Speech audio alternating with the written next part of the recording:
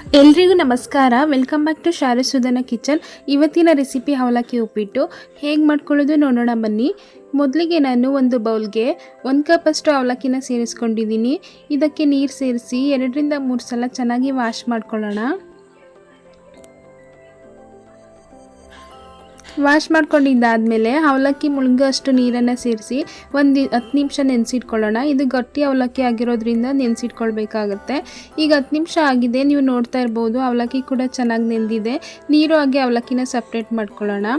ನಾವು ಇವಾಗ ಈ ಉಪ್ಪಿಟ್ಟಿಗೆ ಒಗ್ಗರಣೆ ಮಾಡ್ಕೊಳ್ಳೋಣ. ಒಲೆ ಮೇಲೆ ಒಂದು ಪಾತ್ರೆ ಇಟ್ಕೊಂಡಿದ್ದೀನಿ. ಪಾತ್ರೆ ಬಿಸಿ ಆದಮೇಲೆ 2 ಟೇಬಲ್ ಸ್ಪೂನಷ್ಟು ಆಯಿಲ್ನ ಸೇರಿಸ್ಕೊಂಡು 1/4 ಟೀ ಸ್ಪೂನಷ್ಟು ಸಾಸಿವೆ ಹಾಗೆ 1/4 ಟೀ ಸ್ಪೂನಷ್ಟು ಜೀರಿಗೆನ ಸೇರಿಸ್ಕೊಂಡು ಇದ್ರ ಜೊತೆಗೆ ಸ್ವಲ್ಪ ಜಾಸ್ತಿನೇ ಕಡಲೆಬೀಜನ ಸೇರಿಸ್ಕೊಂಡಿದ್ದೀನಿ. ಈ ಉಪ್ಪಿಟ್ಟಿಗೆ ಕಡಲೆಬೀಜ ಜಾಸ್ತಿ ಇದ್ದಷ್ಟು ಟೇಸ್ಟ್ ತುಂಬಾ ಚೆನ್ನಾಗಿರುತ್ತೆ. ಈ ಕಡಲೆಬೀಜ ತುಂಬ ಕ್ರಿಸ್ಪಿ ಆಗೋವರೆಗೂ ಚೆನ್ನಾಗಿ ಫ್ರೈ ಮಾಡ್ಕೊಳ್ಳೋಣ.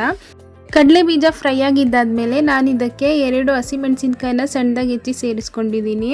ಇವಾಗ ಇದನ್ನು ಚೆನ್ನಾಗಿ ಫ್ರೈ ಮಾಡ್ಕೊಳ್ಳೋಣ 1 ನಿಮಿಷ. ಹಾಗೆ ಇದ್ರ ಜೊತೆಗೆ ಸ್ವಲ್ಪ ಕರಿಬೇವಿನ ಸೊಪ್ಪನ್ನು ಸೇರಿಸ್ಕೊಂಡು 1 ಸೆಕೆಂಡ್ ಹಂಗೆ ಫ್ರೈ ಮಾಡ್ಕೊಳ್ತಾ ಇದ್ದೀನಿ.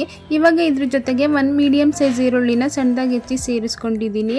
ಇದನ್ನು ಒಂದು 2 ರಿಂದ 3 ನಿಮಿಷ ಚೆನ್ನಾಗಿ ಫ್ರೈ ಮಾಡ್ಕೊಳ್ಳೋಣ. ಈ ರೆಸಿಪಿ ಅಂತೂ ತುಂಬಾ ಕ್ವಿಕ್ಕಾಗಿ ಒಂದು 10 ಮಿನಿಟ್ಸಲ್ಲೆಲ್ಲ ಆಗೋಗ್ಬಿಡುತ್ತೆ. ನಾನು ಇವಾಗ ಇದ್ರ ಜೊತೆಗೆ ಒಂದು ಸಣ್ಣ ಟೊಮೊಟೊನ ಸಣ್ಣದಾಗಿ ಹೆಚ್ಚಿ ಸೇರಿಸ್ಕೊಳ್ತಾ ಇದ್ದೀನಿ. ನಿಮಗೆ ಟೊಮೊಟೊ ಇಷ್ಟ ಇಲ್ಲ ಅಂದರೆ ಕೊನೆಯಲ್ಲಿ ಒಂದು ಅರ್ಧ ಹೋಳಷ್ಟು ನಿಂಬೆಹಣ್ಣಿನ ರಸನ ಕೂಡ ಸೇರಿಸ್ಕೊಳ್ಬೋದು. ಟೊಮೊಟೊ ಸಾಫ್ಟ್ ಆಗೋವರೆಗೂ ಚೆನ್ನಾಗಿ ಫ್ರೈ ಮಾಡ್ಕೊಳ್ಳೋಣ. ನಾನಿವಾಗ 1/4 ಟೀ ಸ್ಪೂನಷ್ಟು ಅರಿಶಿನ ಪುಡಿ ಹಾಗೆ ರುಚಿಗೆ ತಕ್ಕಷ್ಟು ಉಪ್ಪನ್ನು ಸೇರಿಸ್ಕೊಳ್ತಾ ಇದ್ದೀನಿ. ನಾನು ಇವಾಗ ಟೊಮೊಟೊ ಸಾಫ್ಟ್ ಆಗೋವರೆಗೂ ಚೆನ್ನಾಗಿ ಫ್ರೈ ಮಾಡ್ಕೊಳ್ತಾ ಇದ್ದೀನಿ. ಯಾರಾದರೂ ಹೊಸದಾಗಿ ನಮ್ಮ ವಿಡಿಯೋನ ನೋಡ್ತಾ ಇದ್ದರೆ ನಮ್ಮ ಚಾನಲ್ನ ಸಬ್ಸ್ಕ್ರೈಬ್ ಮಾಡಿಕೊಂಡು ಸಪೋರ್ಟ್ ಮಾಡಿ. ಇವಾಗ ನೀವು ನೋಡ್ತಾ ಇರ್ಬೋದು ಟೊಮೊಟೊ ಸಾಫ್ಟ್ ಆಗಿದೆ. ನಾನಿವಾಗ ಮೊದಲೇ ತೊಳೆದು ನೆನೆಸಿಟ್ಕೊಂಡಿದ್ದಂತಹ ಅವಲಕ್ಕಿನ ಸೇರಿಸ್ಕೊಂಡು ಚೆನ್ನಾಗಿ ಮಿಕ್ಸ್ ಮಾಡ್ಕೊಳ್ತಾ ಇದ್ದೀನಿ.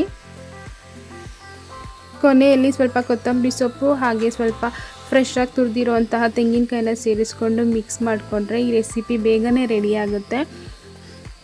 ಟೈಮ್ ಜಾಸ್ತಿ ಇಲ್ಲದೆ ಇರುವಾಗ ಈ ರೆಸಿಪಿನ ಮಾಡ್ಕೊಳ್ಳಿ, ತುಂಬಾ ಚೆನ್ನಾಗಿರುತ್ತೆ ಹಾಗೆ ಟೇಸ್ಟಿಯಾಗಿ ಕೂಡ ಇರುತ್ತೆ. ಈ ವಿಡಿಯೋ ನಿಮಗೆ ಇಷ್ಟ ಆಗಿದ್ದರೆ ಲೈಕ್ ಮಾಡಿ, ಶೇರ್ ಮಾಡಿ, ಕಮೆಂಟ್ ಮಾಡಿ, ನಮ್ಮ ಚಾನಲ್ನ ಸಬ್ಸ್ಕ್ರೈಬ್ ಮಾಡಿಕೊಂಡು ಸಪೋರ್ಟ್ ಮಾಡಿ. Thanks for watching.